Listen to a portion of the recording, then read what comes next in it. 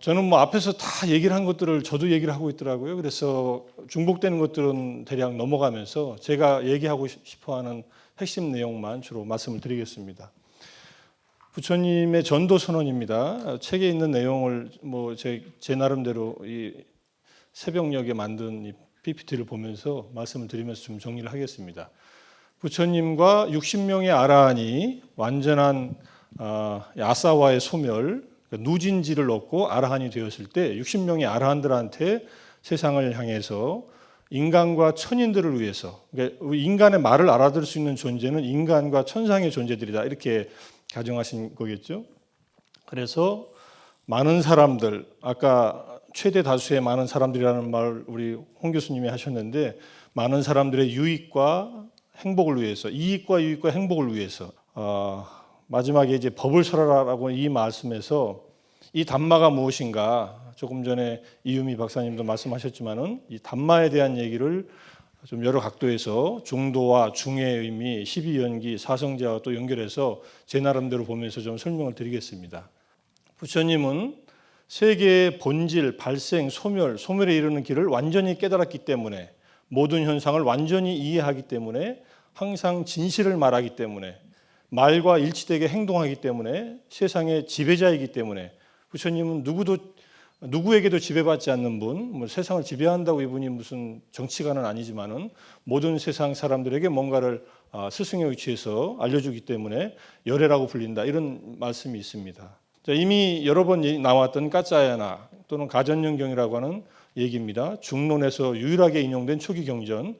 그래서 중론은 가전연경의 주석사라고 하는 입장에서 고메즈라는 학자가 예전에 중론을 얘기한 적도 있는데, 뭐 그거는 뭐 그렇다 치고, 모든 것은 존재한다, 모든 것은 존재하지 않는다, 이 두 가지는 극단이다. 그리고 중에 의해 법을 가르친다 또는 법을 설한다, 이 말씀이 여기서 나옵니다. 그리고 나서 12연기의 순관, 역관이 나옵니다. 왜 이 말씀을 하시고 12연기의 순관과 역관이 나왔을까? 그 내용을 조금 제 나름대로 살펴본 경전을 통해서 좀 더 살펴보겠습니다.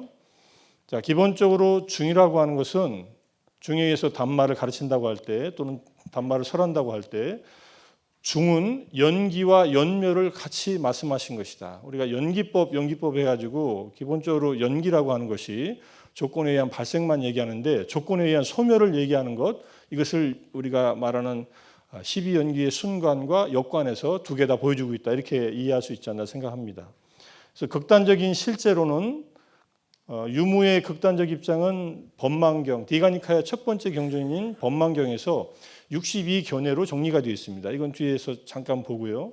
그래서 과거와 미래에 대한 여러 가지 견해 속에서 유무의 극단적인 입장에 대한 것을 정리하고 있고, 그래서 이것을 이제 부정하는 방식이, 실제론을 부정하는 것은 연멸의 입장입니다. 조건이 사라지면 현상들이 사라지기 때문에 이것을 영원하다고 한다는 것은 잘못됐다, 이렇게 얘기를 하는 것이고, 그 다음에 극단적 허무로는 유물론적인 입장이고, 육체와 마음이 또는 이 지바와 이 사리라, 영혼과 육체가 동일하기 때문에 죽음과 함께 모든 것은 끝난다라고 하는 입장입니다.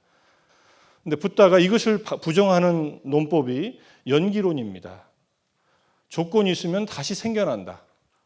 그런데 우리가 조건이 있어서 이 세상에 태어났는데 다음 생이 어떻게 될지 우리는 사실은 잘 모릅니다. 근데 단지 아직 완전한 열반을 경험하지 못한 사람들은 그것에 의해서 새롭게 태어난다는 것을 부처님이 연기설로 12연기의 순관으로 이렇게 말씀하셨다, 이렇게 볼 수 있습니다. 근데 이것은 우리에게 이해되는 영역이 아니라는 것을 저는 좀 진지하게 일단은 생각해야 된다, 이렇게 봅니다. 자, 중의 입장은 사성제다, 이렇게 볼 수 있지 않는가 생각을 합니다. 뭐 이미 많이 얘기를 했지만, 괴로움의 순간은 괴로움의 발생 과정을 설명합니다. 사실은 부처님은 왜 우리는 늙어 병들어 죽는가, 그 외에 여러 가지 괴로움으로 힘들어하는가, 그 답이, 부처님의 답은 태어났기 때문이다, 이렇게 얘기를 하세요. 그러면 태어났기 때문에 늙어 병들어 죽는다, 너무나 당연한 얘기를 하시는데 우리는 여기서 그칩니다. 태어나서 괴로운 거야, 이러고 그치는데, 부처님의 질문은 왜 태어났을까, 이렇게 들어갑니다. 자, 어쨌든 이것은 괴로움의 고귀한 진리와 괴로움의 발생의 고귀한 진리를 보여주고 12연기의 역과는 괴로움의 소멸 과정을 보여줍니다. 이것은 아라한 성자의 행복의 어떤 과정을 보여주는데, 그래서 이 12연기 자체가 순관과 역관이 사성제를 그대로 보여주고 있는 것이다. 뭐 이걸 사성제로 해석을 하든 뭐로 해석하든 좋은데, 실제 내용은 괴로움이 발생하는 과정들, 그 조건 관계들, 그 다음에 괴로움이 무명의 소멸로부터 마지막에 이 노병사의 괴로움이 소멸하는 과정들을 전체적으로 보여주는 게 12연기의 역관이고 그게 환멸문이다, 이렇게 볼 수 있습니다. 그래서 중에 의해서 법을 가르친다고 부처님이 조금 전에 가전연경에서 카차이나 수타에서 말씀하셨는데, 그것은 12연기의 순관과 역관을 통해서 사성제를 설명하는 내용이다. 저는 이렇게 내용 자체를 볼 수 있다고 이렇게 이해했습니다. 그 다음에 조금 전에 말씀드린 연기는 심오하다, 이 뜻을 안한존자께서 12연기를 곰곰이 이해하고 생각해 보더니 저에게는 이 12연기가 분명하고 분명한 것으로 드러납니다, 이렇게 얘기하니까 부처님께서 안하나 그와 같이 말하지 말라. 그죠? 연기는 참으로 똑같이 심오하다라는 말씀입니다. 참으로 심오하게 드러난다, 이렇게 얘기하십니다. 아시다시피 안한존자는 부처님 완전한 열반하시고 그 후에 1차 결집이 일어나기 전날, 일어나는 날 새벽에 아라한이 되신 분입니다. 안한존자는 수타원의 상태로, 예륙과의 상태로 부처님을 쭉 오랫동안 모신 그런 부처님의 제자지요. 그러니까 안한존자는 수타원의 상태이기 때문에 12연기를 온전하게 이해했다라고 생각한 이 얘기는 문제가 있다라고 부처님이 말씀하신 거라고 봅니다. 왜냐하면 수타원은 무명이 아직 제거되지 않았거든요. 온전하게 사성제가 완전하게 체험되지 않았다. 열반이 온전하게 몸으로 체험되지 않았다. 이런 의미에서 안한존자에게 부처님께서 네가 아직 12연기를 완전히 이렇게 분명하게 드러났다고 보는 것은 너의 아직 부족함을 이해하지 못하는 것이다, 이렇게 지적하셨다고 볼 수 있습니다. 그리고 이 12연기를 깨닫지 못하고 꿰뚫지 못하기 때문에 윤회를 벗어나지 못한다. 이게 우리들의 현실의 모습입니다. 그러니까 우리가 윤회 속에서 있는 한은 12연기를 제대로 이해하지 못하고 꿰뚫어서 지혜로서 보지 못한다, 이렇게 볼 수 있습니다. 그 다음에 잘못된 실천과 바른 실천에 대해서 부처님이 설명을 하십니다. 잘못된 실천은 조금 전에 말씀드린 12연기의 이 고통의 발생 과정을 말합니다. 그러니까 무명으로 인해서 마지막 노사우비곤의 모든 괴로움의 덩어리가, 무더기가 생겨나는 과정은 잘못된 실천이다. 미짜 빠띠빠따라는 말을 씁니다. 그리고 바른 실천은 12연기의 역관, 환멸문을 얘기합니다. 그러니까 무명의 소멸에 의해서 괴로움의 소멸에 이르는 이 과정은 바른 실천이다, 이렇게 얘기합니다. 저는 빠띠빠따를 일단 실천으로 번역을 했습니다. 이걸 보고 그 다음에 부처님께서 이제 마찌마니카야에서 나는 이전에도 지금도 오직 괴로움과 괴로움의 소멸을 선언한다라고 하신 이 말씀에 의해서 보면은 괴로움을 선언한 것은 연기의 순관을 말씀하신 것이고, 괴로움의 소멸을 말씀하신 것은 연기의 역관인 환멸문을 말씀하셨다. 저는 그걸 연기라고 하고 연멸이라고 이렇게 봐야 되지 않나 생각합니다. 자, 중도의 중의 실천에서는 출가자가 따라서는 안 되는 두 가지 극단, 이거 아까 이미 나왔지만은 저는 핵심이 유익함을 얻지 못한다는 데 좀 초점을 둬야 되지 않나. 부처님은 많은 사람들의 이익과 유익과, 이때 유익은 아타입니다.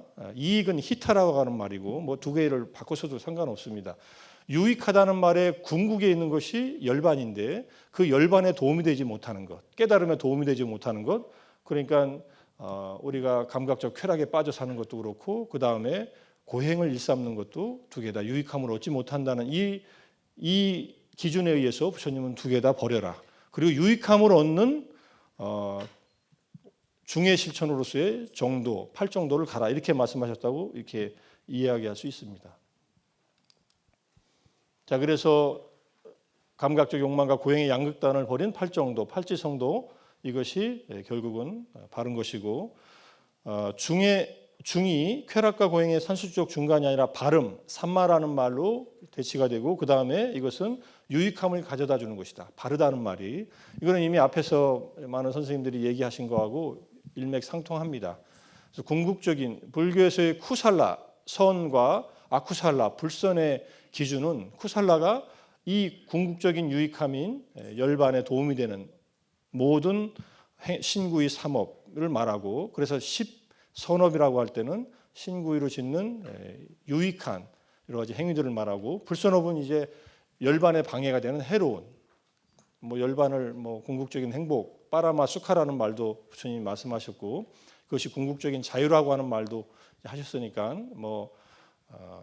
아쿠빠째 또 위무띠 해가지고 동요되지 않는 마음의 완전한 해탈을 말할 때, 자유를 말할 때 완전한 자유와 궁극의 행복이라고 하는 이 열반 자체에 도움이 되는 것, 이것이 바로 정도이고 중도이고 중의 실천, 이렇게 이해할 수 있지 않나 이렇게 생각을 합니다. 수행한다는 말을 이제 바와나 바웨띠, 바웨따바, 바비따, 이게 바웨띠라고 하는 이 비동사의 사역형 동사가 이것이 명사형으로 된 게 수행이라는 말로 되어 있습니다. 이거는 수습이라고 한문으로 한역되어 있고, 그래서 뭔가 지금의 상태가 아닌 더 향상된 상태로 나아가는 것. 그래서 영어로는 development, cultivation 또는 이 말을 그냥 meditation이라고 번역을 합니다. 어쨌든 이 용례가 쓰인 말들을 제가 쭉 검색을 해서 요즘에 인도에서 만든 검색 엔진을 돌리면은 이 단어들로 검색하면은요, 전체 니카야 주석서 복주소에서 다 나오니까 그걸 다 골라가지고 한번 정리를 해본 겁니다.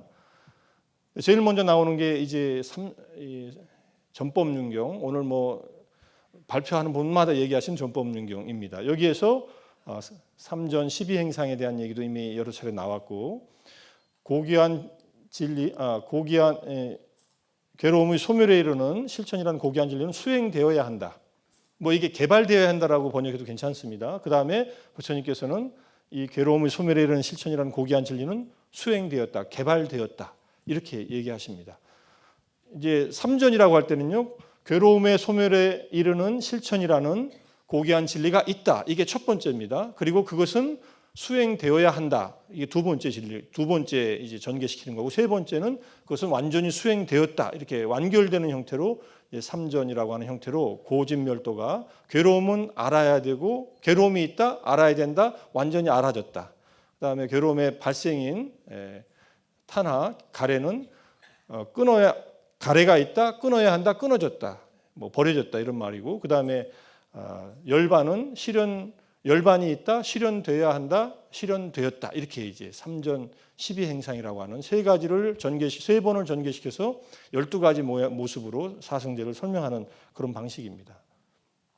그 다음에 대가니카의 13경 다수타라 수타하고, 그 다음에 상기띠 수타, 상기띠경, 중집경이라고 하기도 하는, 여기에서 수행되어야 할 법들이, 이제 우리가 알고 있는 수행법들이 쭉 나열돼서 나옵니다. 이것들을 수행해야 한다. 까야가타사티, 몸에 대한 마음 챙김, 신념, 그 다음에 사마타 위파사나, 그 다음에 세 가지 삼매.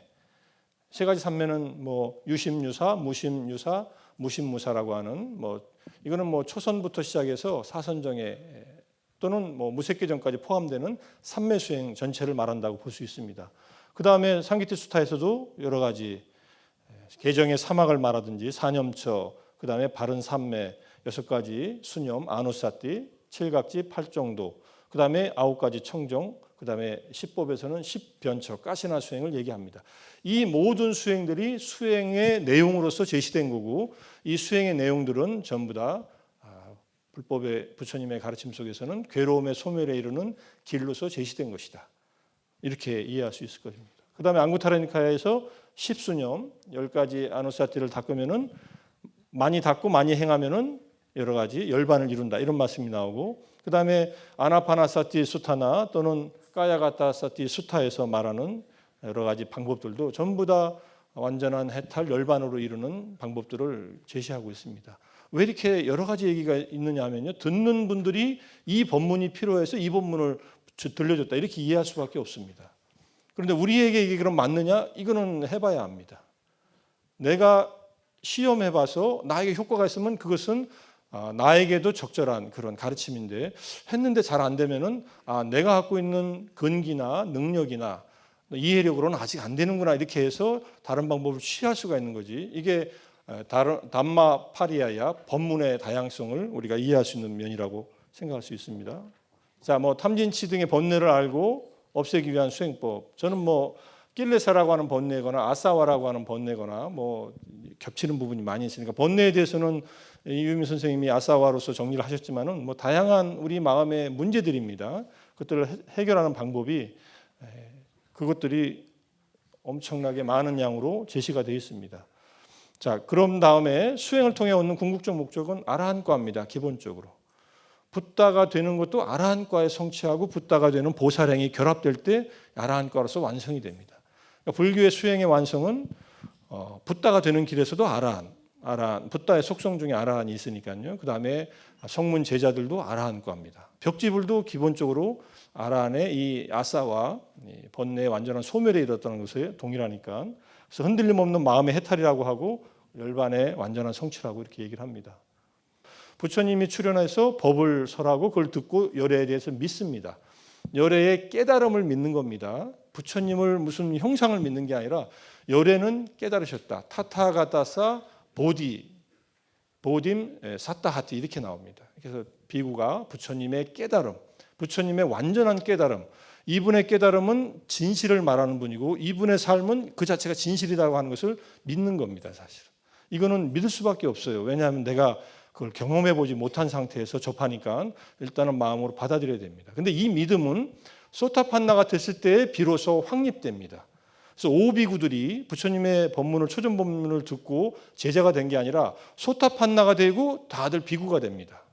그래서 오비구라고 사실은 하면 안 되는데 경전에서 그냥 오비구라고 돼 있고, 소타판나를 되고 나서 전부 다 부처님께 귀의합니다. 정식 제자가 됩니다.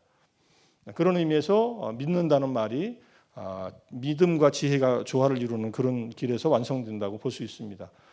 자, 제가자의 수행, 출가자의 수행은 결국은 다르지 않은데, 제가자들은 어차피 생계 유지를 위해서 세상을 살아야 되니까 기본적으로 보시할 수 있는 것만큼 보시하라.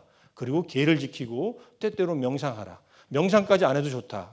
보시를 굳건히 하고 계를 잘 지키면은 제가자로서 나름대로 복을 얻는다. 이건 번뇌가 남아있지만은 복을 얻는, 이것이 제가자의 팔정도의 수련법을 쉽게 말씀하신 것이다. 이렇게 이해할 수 있습니다. 팔정도 안에 보시하라는 말이 따로 없는데 정사유 중에 첫 번째가 욕망을 내려놓는 사유가 있습니다. 네캄마 상카파라고. 이것이 저는 보시하고 연결된다고 봅니다. 욕망을 내려놓으면 뭔가 자기가 갖고 있는 걸 남들과 나눌 수 있으니까. 자, 어쨌든 제가자의 사회적 의무를 실천하고, 이게 굉장히 중요하죠. 앞서서 말씀하신 선생님들의 내용처럼 이 관계 속에서의 의무가 이게 실천되지 않으면 제가자로서는 안정을 얻을 수가 없습니다. 출가자는 지금 말씀드린 그런 내용들입니다. 37 보리분법에 대해서 말씀드리고 여기 이제 다 끝나가니까 핵심적인 수행은 뭐냐? 이게 이제 아까부터 인용돼서 나온 마하 짜따리 사차카 뭐 대40경에서 정견과 정념과 정정진 이 세 가지가 팔정도의 가장 토대가 되고 핵심이다. 이렇게 이해할 수 있습니다. 이거는 대념초경 속에서 열심히 정정진으로 분명한 알아차림, 정견으로 그다음에 사띠마, 뭐 정념을 지니고 이런 말로 나옵니다. 그래서 이렇게 되어 있어요. 팔정도에서는 마음 챙김이 정견과 정전진, 정념이 항상 동반되고 정견, 정사유, 정어, 정업, 정명이 실천되고, 그다음에 5근에서 제가 이제 조금 다른 논문에 썼던 건데 5근에서는 이 사띠가 믿음과 지혜를 조화롭게 해주고 정진과 집중을 조화롭게 해주는 중간 역할을 하고, 사띠는 강할수록 좋다. 이렇게 설명이 나오고, 그 다음에 칠각지에서는 제일 처음에 나오는 염각지가 기준이 돼서 마음을 고무시키는 택법, 정진, 기쁨의 각지와 마음을 가라앉히는 경안과 정과 사의 각지의 균형을 맞춰주기 때문에 사띠 수행이 정말로 중요하다. 이렇게 얘기를 합니다. 자, 어쨌든 뭐 기본적으로 제가 설명드리고자 하는 내용 마지막에 또 정리를 해놨지만은 중의 실천이든 중의에서 단말을 가르치든 그 내용은 사성제와 12연기, 사성제 12연기가 같은 내용을 다른 각도에서 말씀하신 것이고, 뭐 그 구체적인 내용들은 뭐 다른 기회에 또 공부하실 기회가 있으니까. 그래서 중도라고 하는 것은 가장 적절하고 가장 올바른 길을 가는 것, 그리고 유익한 길을 가는 것이다. 최대 다수에게 가장 궁극에 유익함인 자기 스스로의 열반 획득과 다른 사람의 열반 획득을 도와주는 그러한 유익한 길을 가는 것이 이것이 초기 불교부터 있다. 아까 우리 홍창성 교수님이 불교에 소송은 없다라고 써놓은 글이 있더라고요. 제가 볼 때도 소송이라는 말은 이게 꾸며진 말입니다. 소송은 없습니다. 자기 길을 잘 가는 사람이 남을 도와줄 수 있는 만큼 도와줄 수 있는 길이 있지, 부처님의 제자들이나 부처님은 아라한이면서 많은 사람들에게 법을 폈고 그 법이 지금 2600년을 흘러왔기 때문에 소송이라는 말은 이제 주의하고, 그냥 혼자서 잘 가는 분을 소송이라고 욕할 수는 있어도 욕할 필요 없잖아요. 그죠? 예. 대승은 소송을 욕하지 않는다. 법망경 48경기에 들어 있습니다. 그래서 소송이라고 이름 붙이는 아주 개인적으로 수행하는 분들도 훌륭한 길을 가는 그런 어떤 분들이다, 이렇게 이해할 수 있다고 생각하고요. 어쨌든 뭐 좀 앞에 나온 중과 중의 실천, 그다음에 수행과 연결시켜서 설명을 드렸는데, 모든 수행법은 저는 제가 이해한 바로는 이게 중도이고 정도이고 궁극의 목적인 열반 아라한과에 도달하는 길들이다. 이건 제가자와 출가자 누구를 막론하고 똑같은 기준에 의해서 그 길을 가는 것이다, 이렇게 볼 수 있습니다. 이걸로 마치겠습니다.